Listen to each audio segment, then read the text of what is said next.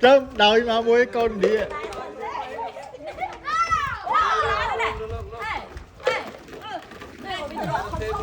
Không đẹp môi nha, lấy mệt đẹp môi không lấy mệt đẹp môi.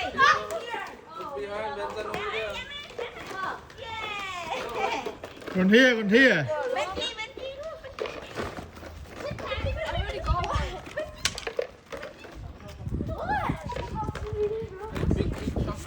Limon.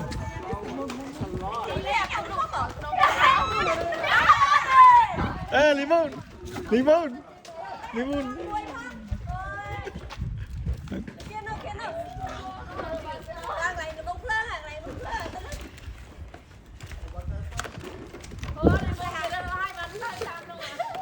Ô, thế à, liên đây.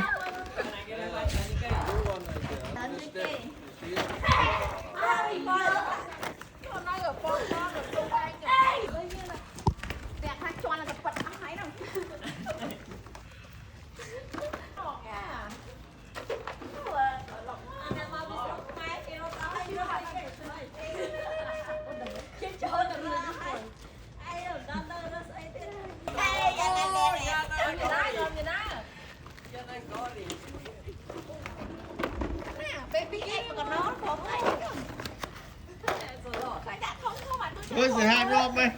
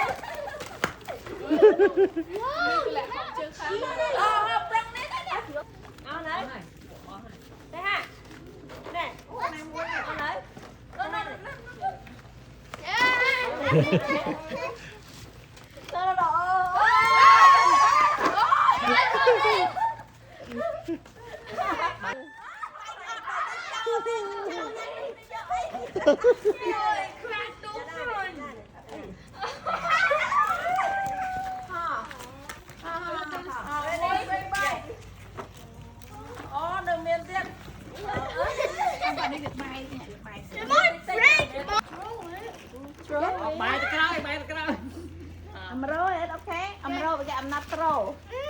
Look, my head got back.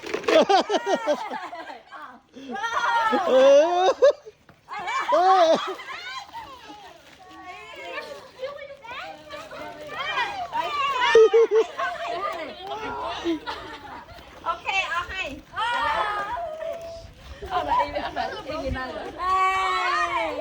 Làm cái ông muối nó hát vô bị xong rồi này không làm. Đây ha. Okay.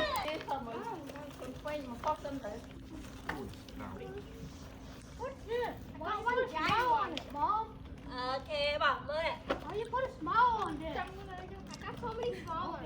Again. Six, 7. Whoa. What? Mấy con